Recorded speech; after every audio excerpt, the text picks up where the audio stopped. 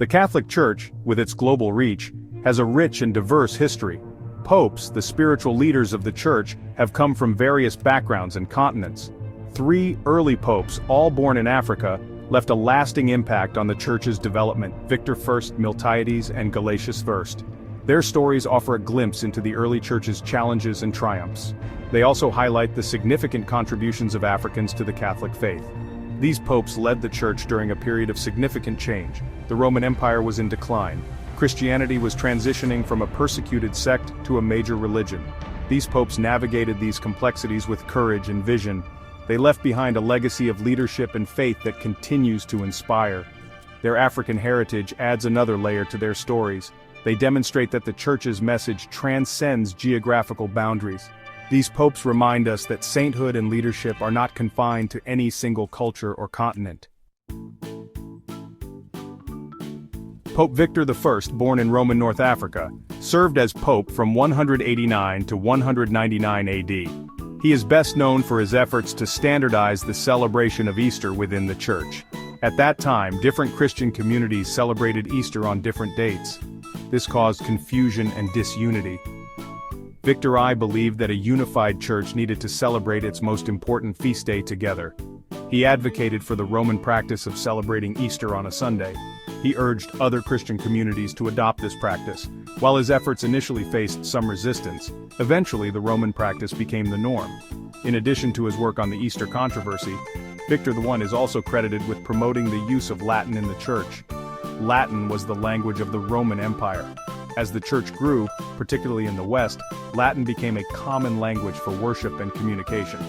Victor's support for Latin helped to solidify its place in the Church's liturgical and administrative life.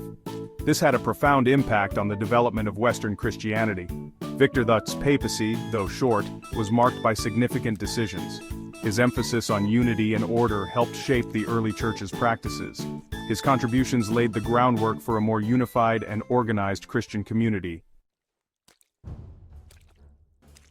Pope Miltiades, also of African origin, led the Church from 311 to 314 AD. His papacy coincided with a pivotal moment in Christian history: the end of persecution within the Roman Empire. In 313 AD, Emperor Constantine I issued the Edict of Milan. This proclamation granted religious tolerance to Christians. It marked the beginning of a new era for the Church. Miltiades played a crucial role in guiding the Church through this transition. He worked to heal the divisions. These divisions arose during the years of persecution. Miltiades also oversaw the return of confiscated church property. He helped establish structures for a more organized and public church. Miltiades is often remembered as the last pope buried in the catacombs of Rome. These underground cemeteries served as burial places for early Christians, especially during times of persecution. The fact that Miltiades was laid to rest in a catacomb speaks to the era in which he lived. It was an era when Christianity was emerging from the shadows.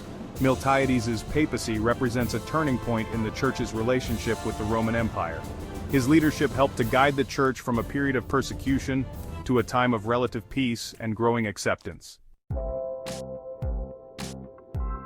Pope Gelasius I, an African pope of the late 5th century, 492 to 496 AD, is remembered for his strong advocacy for the poor and marginalized. He believed that the Church had a moral obligation to care for the most vulnerable members of society.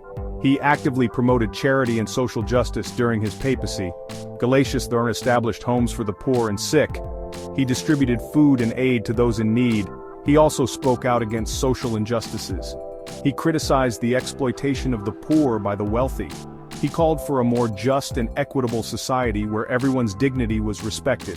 In addition to his social teachings, Gelasius I also made significant contributions to papal theology. He articulated a clear distinction between the spiritual and temporal powers.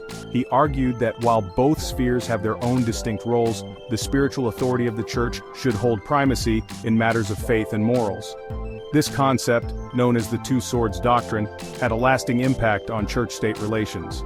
Gelasius I's papacy stands as a testament to the Church's commitment to social justice and the integral role of charity in Christian life. His contributions continue to inspire the Church's work for a more just and compassionate world.